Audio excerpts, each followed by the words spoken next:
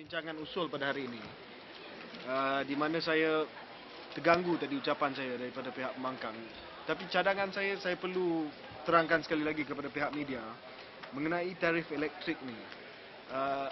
Ada, walaupun kita semua sokong usul yang dibawa oleh Yang Berhormat Menteri, tetapi ada yang berpendapat bahawa mungkin tarif elektrik ini boleh dikaji semula. Dan cadangan yang saya bagi kepada kerajaan adalah agar levy, keuntungan besar ataupun windfall profit levy ni dapat kita salurkan terus kepada pengguna. Sekarang ni levy ni, mekanisme ni, levy ni bila dikenakan oleh kerajaan, dia pergi kepada kerajaan.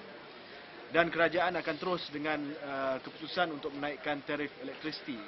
Jadi cadangan saya adalah agar levy tersebut pergi terus kepada consumer, kepada TNB dan pengguna, agar kadar tarif elektrik itu sama ada tidak dinaikkan ataupun dinaikkan sedikit saja. Kerana kesan gandaan daripada kenaikan tarif elektrisiti ini, walaupun tidak melibatkan 58% daripada isi rumah, tetapi kesannya kepada industri dan sebenarnya membawa kepada kesan gandaan inflasi yang cukup besar. Jadi saya harap kerajaan akan dapat memikirkan satu kaedah di mana penjimatan daripada profit levy itu ataupun pendapatan tersebut boleh pergi terus kepada pengguna daripada TNB. That's all I wanted to say.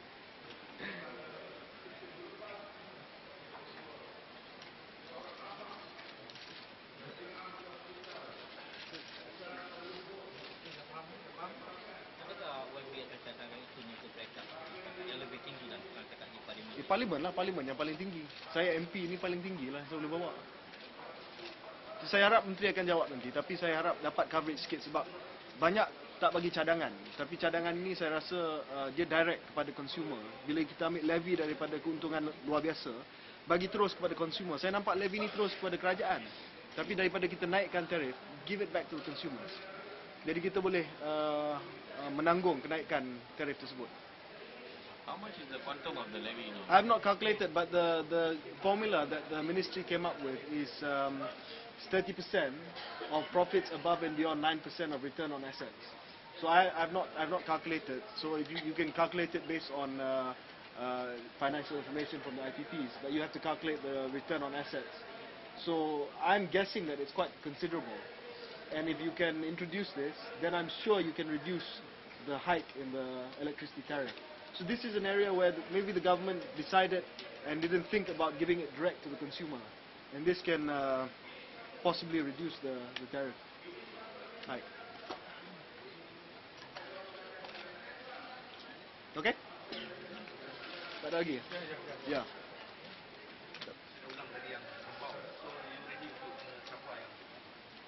Dalam pemilihan UMNO ni kita perlu terbuka kepada apa-apa pertandingan yang akan berlaku.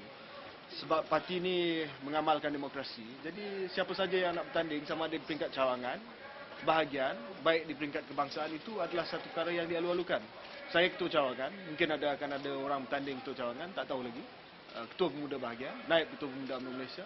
Jadi kita tak boleh tutup ruang kepada pemilihan dan pertandingan dalam parti yang mengamalkan demokrasi ni. Jadi tak adalah soal menang tanpa bertanding dan sebagainya. Jadi kita buka kepada semua pihak. Yes.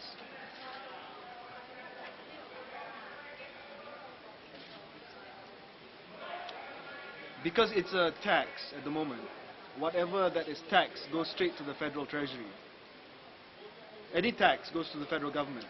But I'm saying is that the government should find a mechanism where the tax or the proceeds from the tax passes through directly back to TNB, so they don't have to hike the electricity tariffs. The reason why electricity tariffs today are being hiked is because TNB cannot take the increase in the input anymore. Gas, coal. There's a direct pass-through, you see. IPPs don't have to take the increase in gas and coal. It goes straight to TNB. And for a very long time, TNB has not been able to pass the increase to consumer because government say you cannot. But now the government said, okay, TNB, you can pass the cost increase to the consumer. What I'm saying is that now that you're taxing the IPP here, take the tax and give it back to TNB so that they don't have to pass it through to the consumer. That's what I meant. It's just trying to figure out the sequence. Yes, pass through the gains from the tax to TNB so that they don't have to pass through anything to the consumer. You see, the PPAs are structured in such a way there's a full cost pass-through, you see. This is something that maybe the opposition, they understand but they ignore.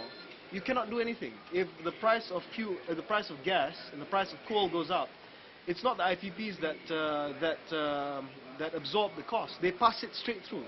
There's a pass-through mechanism in the PPAs. This was something that was built in the power purchase agreements. All of them. Maybe there were some quarters who suggest these PPA agreements with IPP should be revised as well because they are not. I mean, they are contracts. If you want to revise a contract, it has to be revised by both parties. Both parties have to sit down and agree to revise the contract. You see, these contracts are binding. You cannot have a unilateral change in the contracts. This is what we call sanctity of contract. But if the IPPs care about corporate social responsibility, then I think they should come and sit down and see how we can restructure some of these PPAs. You see, what I didn't get to suggest in my speech earlier is that we practice a pooling system. Today, Tenaga has to take whatever electricity that is produced by the IPPs, whether or not they use it. It's take or pay. You can ambil. Sama ada you guna tenaga itu ataupun tidak, you can ambil tenaga tersebut. Then you kena bayar the IPPs. So you should have a pooling system where Tenaga will buy from the cheapest producer. And that way it helps efficiency. Because at the moment there are some gas-powered IPPs that is not efficient. So they use a lot of gas, a subsidized gas. 640 previously, now 14 ringgit after this. So the whole structure must change. The whole structure of the power industry must change.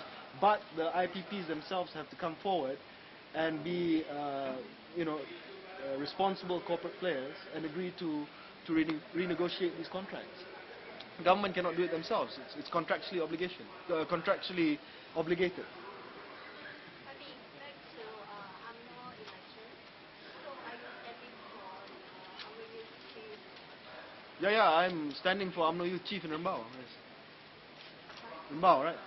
Only Rembau. Not the national level. Belum buat keputusan lagi. Nak tengok lagi. Survey dulu. Ha? Bila akan Tunggulah, nanti saya beritahu lah. Survey dulu. What's the response from the grassroots? Okay. Okay, it's okay lah.